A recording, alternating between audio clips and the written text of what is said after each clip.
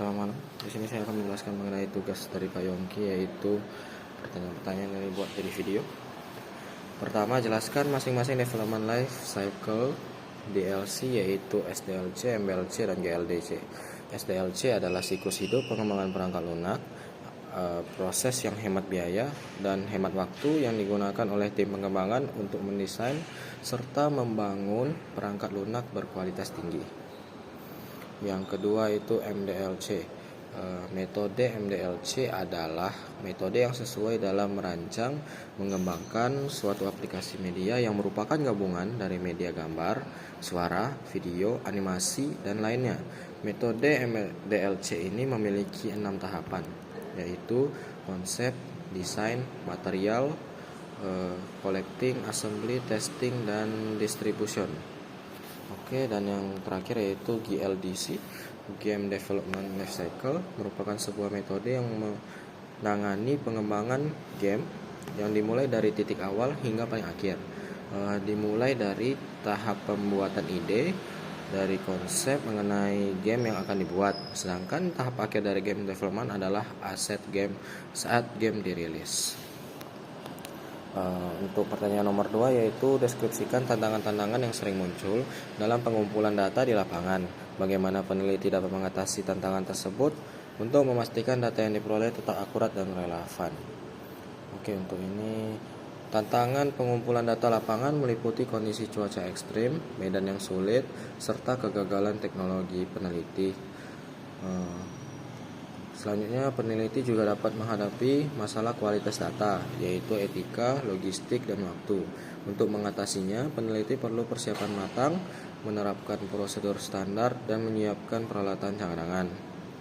Dengan langkah ini, data dapat tetap akurat dan relevan.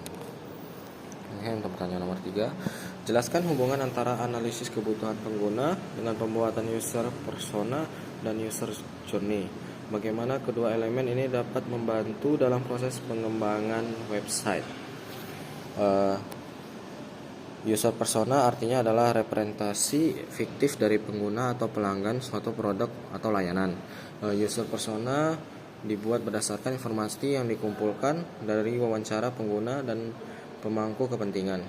Tujuannya adalah untuk membantu tim desain memahami kebutuhan, tujuan, dan perilaku dari referensi audience target. User journey adalah dokumen visualisasi yang menunjukkan langkah-langkah yang diambil pengguna dalam suatu proses untuk mencapai tujuan. User journey map dapat membantu software developer memahami bagaimana pengguna akan berinteraksi dengan sistem atau software yang dibuat. Langkah-langkah untuk elemen ini dapat membantu pengembangan, yaitu mengidentifikasi fungsionalitas terpenting yang dibutuhkan audiens, membantu tim pemasaran perusahaan atau brand produk untuk melakukan pendalaman analisis berupa karakteristik pelanggannya. Yang ketiga adalah membantu pengembang untuk fokus pada fitur-fitur yang memiliki dampak signifikan dan penting bagi pengalaman pengguna. Untuk nomor 4, jelaskan apa yang dimaksud dengan pengujian penerimaan pengguna atau UAT dan sebutan komponen yang ada di dalam UAT dan penjelaskan. User acceptance testing atau dalam kurungnya UAT adalah tahap testing terakhir dan terpenting dari 4 tahapan testing software yang umum dilakukan. Dalam tahapan ini, pengujian sistem dilakukan untuk menentukan apakah sistem telah memenuhi kebutuhan pengguna dan dapat mendukung semua skenario bisnis dan pengguna. Untuk komponen yang ada di dalam UAT itu ada peserta. Pengujian UAT dilakukan oleh pengguna akhir atau pemangku kepentingan yang ditunjuk, yaitu peserta. Baru ada lingkungan. Pengujian UAT dilakukan di lingkungan pengujian terpisah, skenario dan kasus pengujian. Skenario dan kasus pengujian harus disiapkan sebelum pengujian dimulai. Lalu ada tim QA. Tim QA bertanggung jawab atas manajemen pengujian, penulisan kasus pengujian, dan menganalisis hasil kasus uji. QA itu quality assurance. Jadi setelah UAT dia bakal mentesting aplikasi yang sudah dibuat, yaitu UAT ini.